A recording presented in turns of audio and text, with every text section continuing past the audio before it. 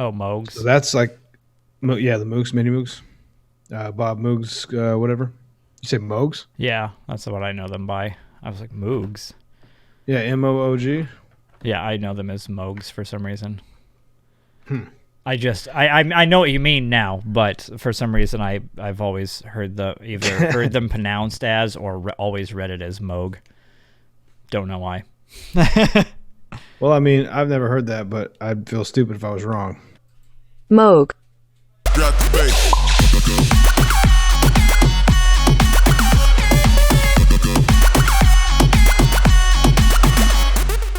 Welcome back to the Buttons Podcast. I don't know why we keep calling it podcast because we're on YouTube, but we still do. It's still a podcast. But we are here to ask those fun questions of what the bass do those buttons do. Bass. I'm Alan. And I'm not Adam. I'm Adam Stark. And I'm Alan Roper. Let's get it. Let's get it. I messed that up. That was fun. Today, our fun topic is going to be about the history, or what we think the history of bass. There'll be some tidbits in there. Adventurous topic. Is maybe some philosophies, maybe some stuff throw you a curveball. But first, we're just going to do our little catch up. Alan, how you doing today? Good, man. Good. Drinking Fresca. I also have LaCroix because I know you're drinking LaCroix. Always. But it's over there on the other side of this also wall. Not a sponsor, but LaCroix hit us up, You know what I'm saying? Wink. We need some free cans. Not much, man. Just still moving stuff, moving into this place, trying to get everything set up with the studio thing. It's just slow going, but we'll get there. Yeah. Still doing school, trying to stay caught up with everything. And that's as pretty much as black and white as it is for me. I just do Fair that. enough. Yeah, for me, actually haven't had too much new going on. Just always working on some new tracks, always working on something. Actually going to be working on a OBS controller little app. Oh wow! That is going to hopefully make it a little bit easier because I've got a Surface Pro that I just want a little touch thing. So instead of having to go up here on this screen and make sure everything's turned on or turned off and switching between scenes, I'll be able to do it down here, and it'll be a little bit easier because apparently somebody made a cool, you can use like a web interface plugin for it. So I've been playing with that, and that's. You started talking, and I started not listening. Yeah, no, I'm just kidding. No, I can follow. I know what you're saying. I just I don't know. I never was a coder, so I making controllers. Like I've heard about this. Was listening to Dan Giffen's podcast again. Here we go with Dan Giffen's podcast, the Ableton Music Producer podcast, and he talks to so many people who've like created their own controllers out of like old controllers or whatever. And obviously the professionals that make things like the launch you have. Do you remember you were around during that time? Actually, no, you were the reason I actually made this thing because of the party that you had set up, and you were like the first person to let me be a headliner at a party you were throwing. It was just a house party, but do you remember that I took an old keyboard, like a MIDI keyboard, and I had tore the whole thing apart and basically cut up little buttons from an old DVD case to make like specific buttons that I used on it, and so I had that and a Wii remote for the party. Do you remember, I do remember that? Yeah, I do remember that. I do have one question though. Yeah. When you made that, what those buttons do? They broke the keyboard is what they did. That thing did not work right as a keyboard afterwards. Controller engineer from back in the day with a Wii remote. I mean, there's been crazier stuff than that, so that's pretty creative. Oh, that was a ways back too. So. Oh God, yeah, that was over. That was like when the Wii came out. That was you're 11, like, oh, what's this? 11, 12 years ago now. Jeez, that dates me a little bit. Well, back then you didn't wear tuxedos, No, I'm all proper now. Obviously, and I'm very, very. I like cash. my LaCroix shaken, not stirred. Wait, you're done with that. Okay. So before we jump in, again, you know how we always do this. Don't forget to smash that and subscribe button. You know why?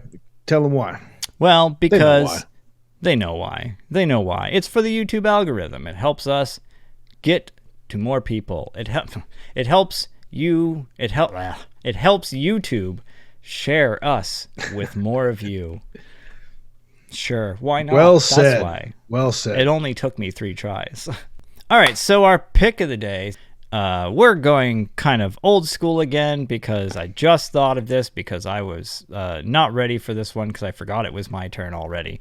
I'm dipping way back to, I don't know if you guys know him or not, but you're about to, JoJo Mayer. He is an awesome drummer. From back in the day. This is not there's some cool videos. If you haven't seen it, we'll put links down in the description as we always do, to links to these guys' channels and or to the videos that we posted. And this one's not this one, but after you watch this, you're going to want to see more of him. There's one where he plays drum and bass on a tiny kid's Spongebob drum kit from Walmart. Oh, wow. And it's amazing. But this is JoJo Mayer. Let's check him out. JoJo Mayer.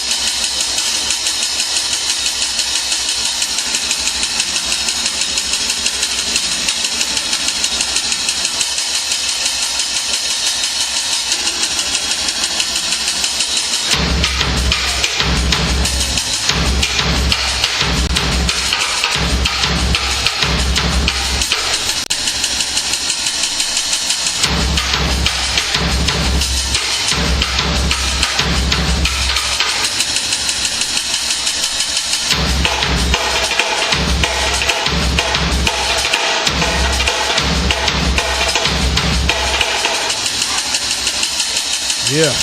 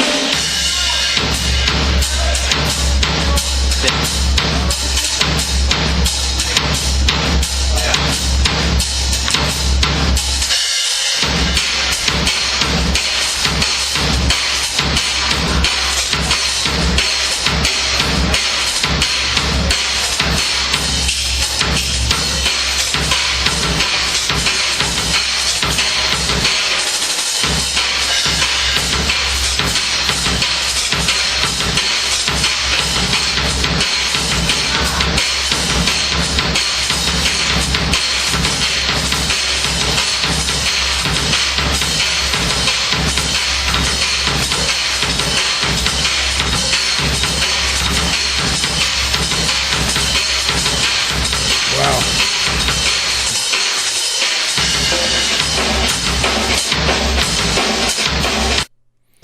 I can tell you right now from experience of one trying to learn that whole drum set, like that whole thing he just did. Like I only learned the first part of it. Your arms get so tired playing. Oh, I can that. only imagine. Your forearms just doing. Yeah, definitely. Just doing that is just you're just get like beefed right there. I've never seen that. That's actually impressive. So yes, that was JoJo Mayer. Definitely go check out his stuff. Let's talk about some bass, Alan. Let us do that. Yes, bring us into this sweet bass discussion throughout history and time. Well, if we start with bass, like note-making bass instruments, we can go with the stand-up bass and things way back into what, like 1500 was the the double bass, 1500s to 1900s, 20th century. Yeah. Right. Well, and they still use them today. Just that was their more prevalent, I believe.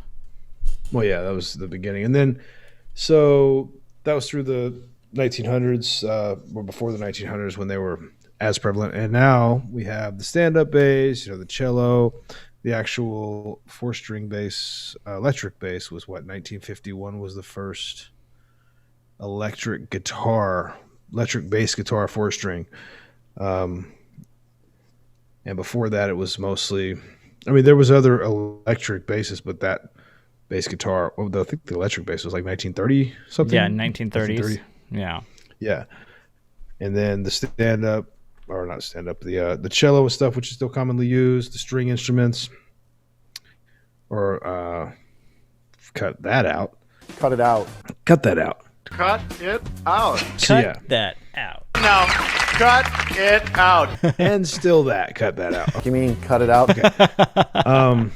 So yeah, we got, all the way to the 50s when we got the 4-string standard electric bass, the early 50s, 1951.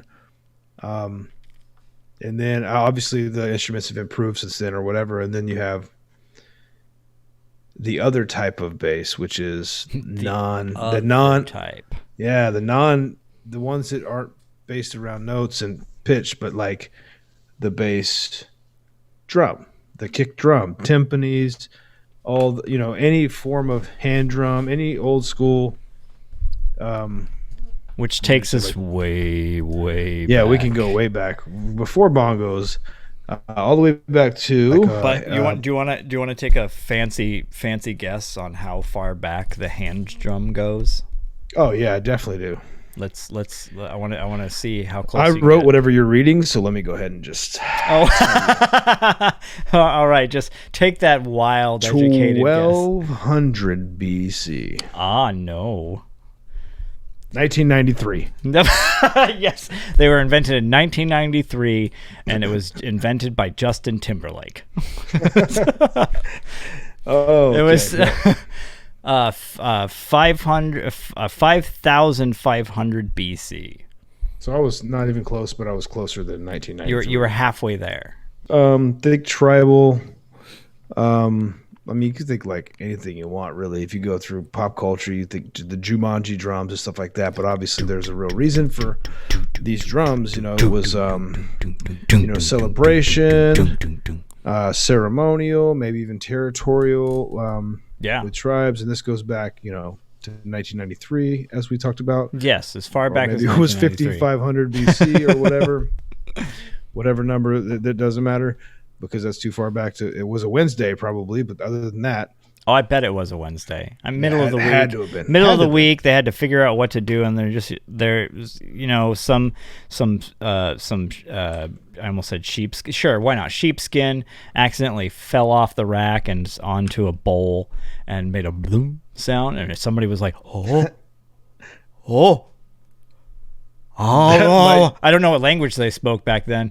That was let's see. They definitely spoke 5,000. That was back.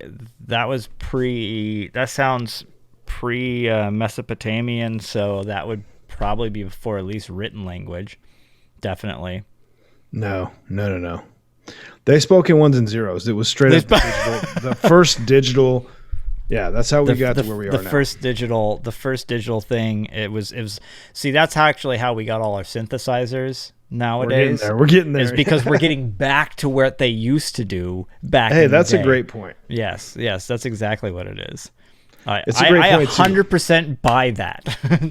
Yeah, it was speaking of binary code back then. That was the language, and now we're getting back to binary code. Yep. So these tribes that played drums for different reasons, like we said, ceremonial, celebratory, maybe even territorial, they are now still happening to this day. It's just called It's like house versus drum and bass. It definitely is. The tribes. That's exactly what it is too. That's a great way to connect it, because that's a great way to bring it back to the current day of synth bass. Well, let's go even further back than that, to elephants stampeding. What? Yeah. And you hear that sound and you're like, that sounds like bass I don't want. Yeah. them running away from the bass. Running away from the bass. Okay. The gods must be angry. They've thrown Coke bottles at us. All right, Come on. If someone out there has to know that movie, I'm going to leave that in there just to make people go, what? So what do you think? What do you think is what do you think is the kind of drive behind the bass sound? Like why do you think that we've gone from like ancient times where like pretty much all we had was drums? There weren't very many stringed instruments until Greek times. Some of the first guitar type thing was invented, but now we're obsessed with like bass is like in your face. Like you have bass, you have your vocals, and then you have your hi-hats and whatever else comes with it. Like you just have like, even when you look at we'll look at that later on in other episodes of just like what it kind of looks like on how you're mixing them. But we're, especially in electronic music, we are just obsessed with this wubs and womps and whoa, just like, well, I mean, while it may be stylistic with different genres of music, even outside of electronic, I think that the low frequencies obviously resonate with humans for some reason. Obviously, the lower end of our hearing. I know as you get older, bass frequencies aren't what goes. It's more of the high frequencies. So maybe it's just a stable frequency for like the way we hear. Like when the earth rumbles, that's a low bass.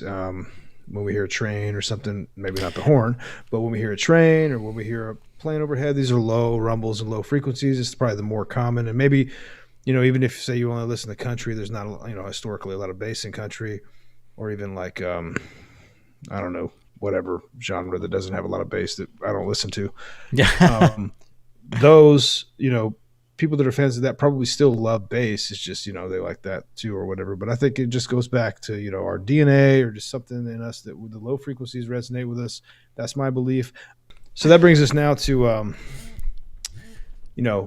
after going through some of the non-pitch things like drums and talking about the, the stringed instruments and, the electric bass and, what's commonly been used in the late 60s. Well, I think it was 1969. There was synth that came out that was supposed to be portable and easy to use and stuff, and it was this British company called EMS, and they had the VCS3 that they released in 1969, which was the voltage controlled studio number 3.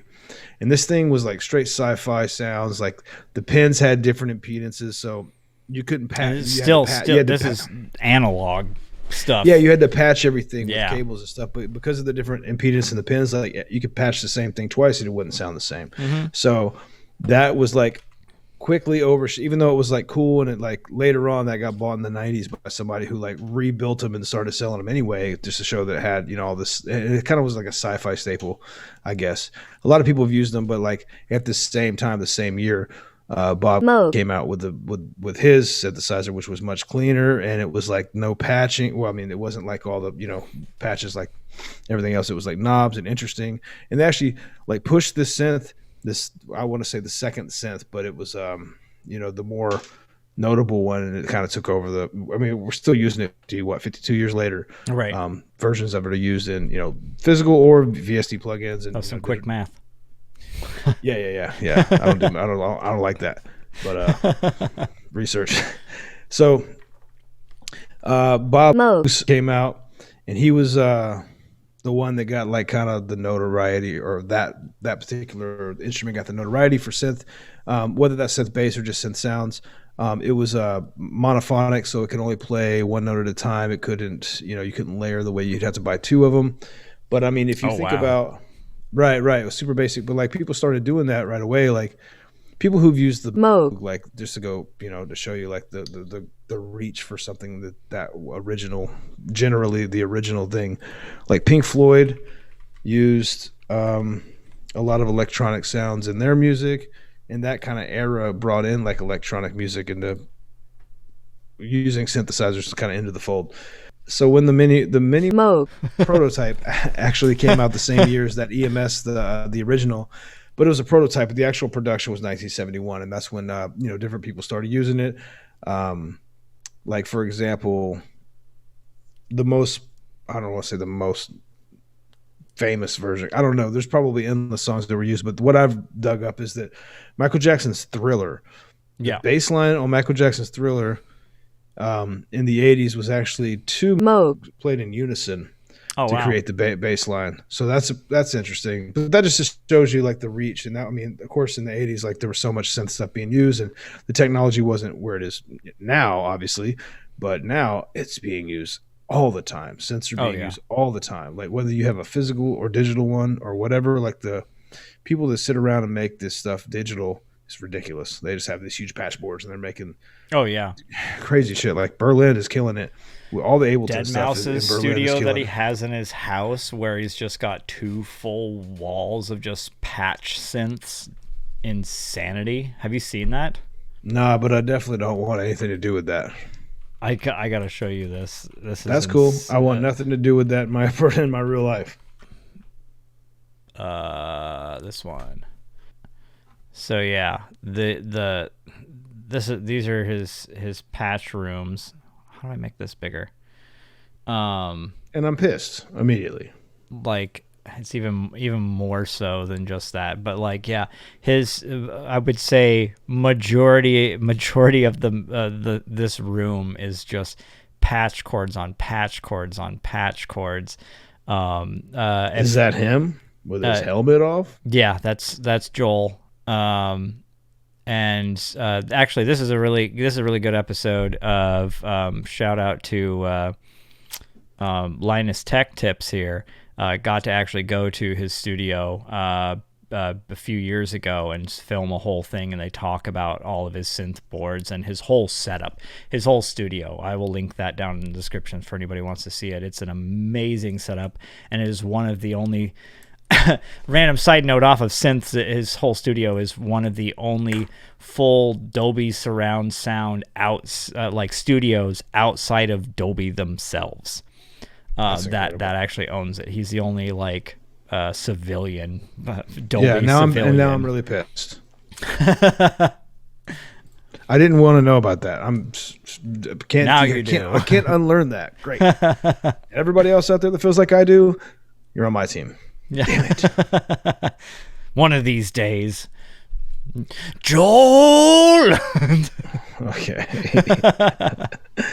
All right, so synth bass, yeah. So the couple of synth bass that came out that we talked about, the EMS British one that came out, the VSC Studio 3, and the mini that Bob came out with that was the much more recognized one, is the beginning of synthesizers in the world. And then not long after, I mean, we're talking the early late 60s, early 70s. And then, a few years later, more came out, and a few years later, more came out. And like eventually you get into, the late 70s, and Roland's got something. And then, obviously Yamaha jumped in, Roland got something, Korg got involved. So you get all the way to where we are now. But like, okay, so when you talk about hip hop, okay, so like a real popular synthesizer in the, I mean, I don't want to say the earliest days, definitely not, but like in the 90s, in the late 90s, particularly, is the Triton. When the Triton came out, like I remember I had a buddy named Linwood, in Ashland who used it, and I was like, how is he making these beats on a keyboard? I didn't understand that it was this was, I didn't understand then that you could program stuff and you had the tiny little little screen like my mouse pad on my laptop, on my MacBook, and you could program off of that, and it seems so tedious in the way that I still feel like Reason is. But anyway, that's just a disappointment about that software. But yeah, so all these synths came out. The Triton came out. It was real popular for hip hop, and like it had a lot of the 808 stuff on it. And I'll let you talk about the 808. That was so common and huge. That's a go-to for me still. Oh yeah, I mean it's 808's kind of regained popularity over the last, I would say probably 10, 12 years again. I mean they've always kind of been around, but early. Or what was it, mid 1980s with hip hop coming out, like 808s, the little 808s actual drum pads that actually came out, the like original ones. When did that come out? You mean like the MPC? OG 808s. You mean like the original MPC? No, or NPC? No. Was it? Was it an MPC? No, I mean that's the first. That's like the first trigger thing that I remember. I actually didn't know if it's the first one, but that's the one that was like so huge, like making beats in hip hop was like the MPC, the go-to. Yeah. So the Roland TR 808, 1980 and 1983, was the original. Pulling iteration. Up some Wikipedia here. Hey, don't do that. Was the original 808 sounds that came out was just like that heavy hitting bass and was very much widely used throughout all of hip hop. People loved that. And still do. And well, it came back. It kind of like what happened is I can't remember if you sent it to me or if I sent it to you, but what's really cool is it was like everybody was all about the 808s and stuff like that, and then there was the compressed reverb or sidechain reverb something drum kit. You can hear it in the I Can Feel It in the Air Tonight. Phil Collins, and like that was one of the big ones. Like those type of drums came from that, and that kind of like everybody started using those reverbed drums. That was a complete accident. The reverb drums part, that is, of discovering how to make that sound was a complete accident. And that kind of took over for a long time. Even that's coming back now for that sound, but right. Jumping back to the bass sound of it is 808s kind of took over again because they would pop up every once in a while through the late 90s, early 2000s, but you wouldn't hear them as much. Clubby music started to come back in, and then the 808s started coming back. I would say mid early 2000s. Started coming back in hip hop, and dance music would always use them every once in a while too. Though they were widely like almond breaks in drum and bass, and jungle music used 808s. They kind of stuck around in the background scenes for a long while too, after they kind of died out in the rap and hip hop scene during the like late 90s, early 2000s for it. And then as we kind of got the mixture of all these genres all getting mashed together, and strangely enough around dubstep time is when really all these artists across all these different genres really just started smashing music together, because we honestly started in my opinion, after you go from house to trance to jungle to drum and bass, to breakcore, and then all of a sudden you're just like, well, you can't make music much faster because people aren't going to enjoy it, and then you drop back down to dubstep. There's not much where there's not too much wheres to go after that for at least full, I would say full genres. There's been a few minute offshoots of other ones. Listen, yeah, I got you. But all of it ended up conglomerating. All of it came conglomerating together. That's not the word. Is it not? Yeah, culminating. It is. Culminating. Is it? Oh, yeah. Yeah, I just wasn't funny about music. It all started to culminate together into different. I know EDM is more of a genre, or it became kind of a genre, but now it's kind of a catch-all as well. It's electronic dance music. Pretty much anything nowadays, almost everything nowadays, whether it's pop music, electronic music, or whatever, is going to be classified under EDM.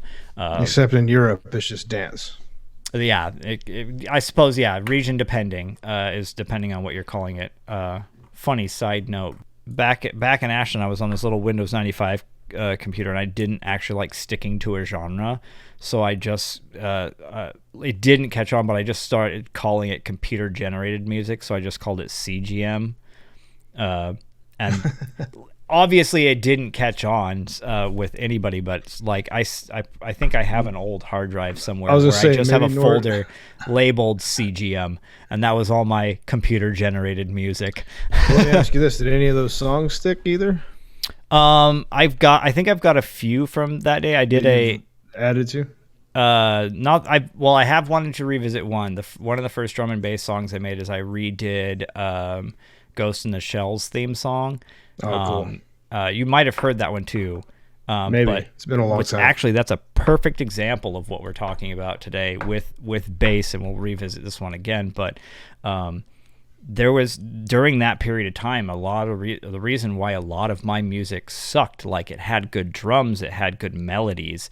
I didn't understand the concept of bass because I was working off of these always crappy headphones or crappy little computer speakers, that had no bass whatsoever.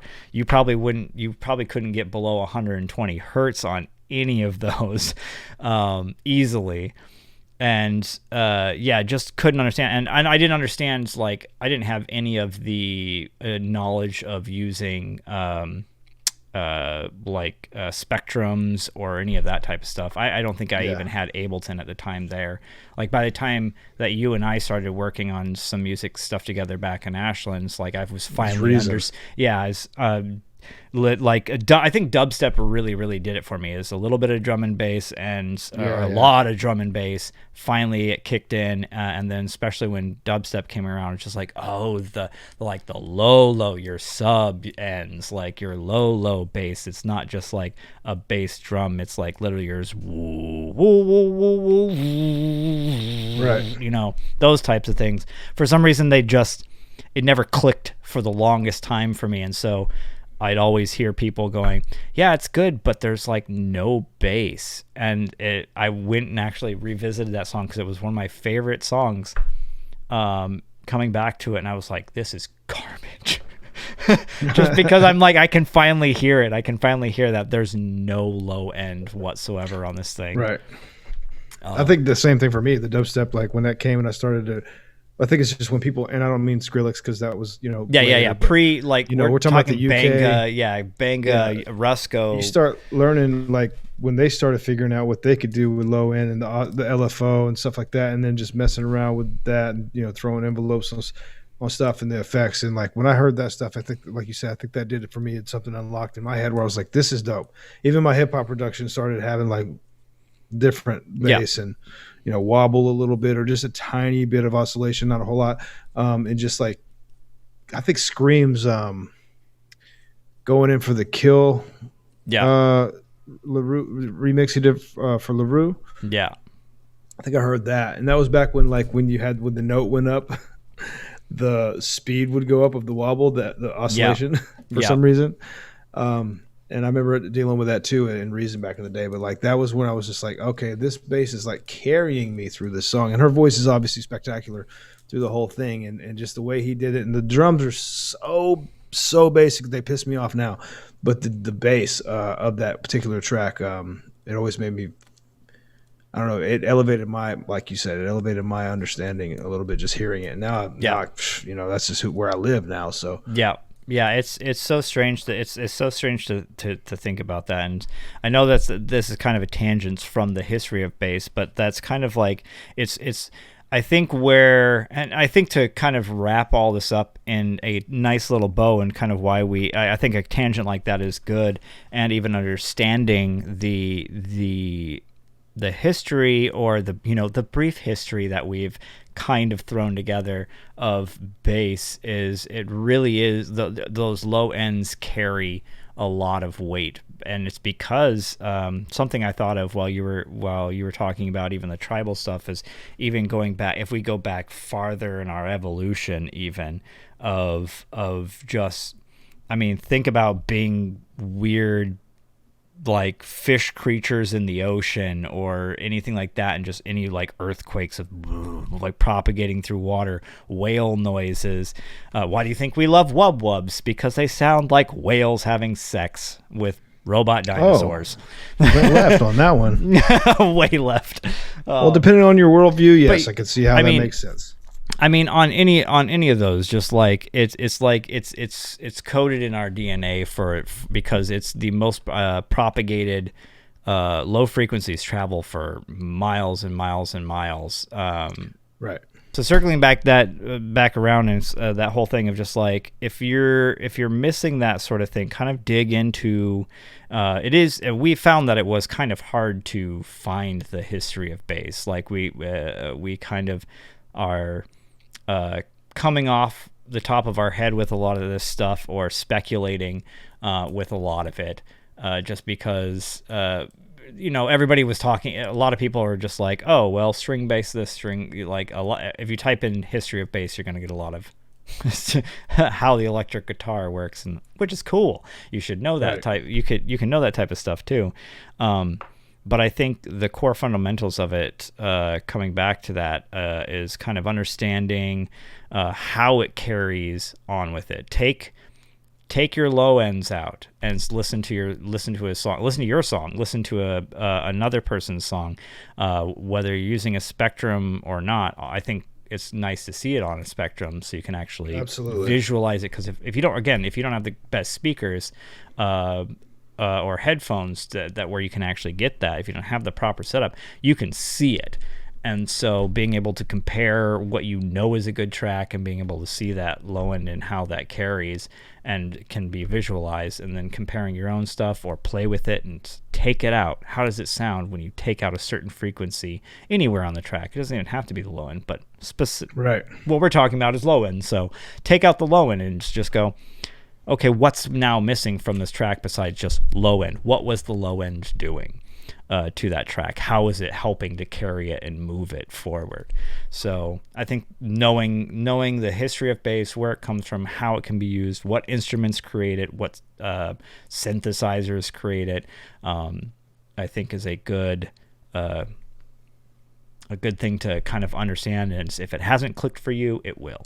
Just keep at it. It'll eventually click for you. Absolutely. I'm with that. I think that's a very good way to leave this one with that. Thank you for joining us again. Don't forget to like and subscribe and share. If you want to, we would definitely appreciate it. Absolutely. Again, links are always down in the descriptions. We are having a Patreon set up. We should have that set up by now. So if you'd like to help us out here, that would be great. We'll start listing people at the end of our show who have joined our Patreon and help us out. And if you want to be a part of the show and in any way, leave comments, let us know what we're doing wrong, what we're doing right, and what you would like to hear from us to talk about, to show you. to know more about, I don't know, more about us, doesn't matter, let us know, and we'll get back to you. And don't forget to keep asking what those buttons do. One day. Hey, we'll much get better. that. Episode 3.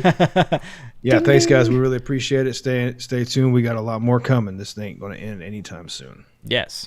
Drop the bass.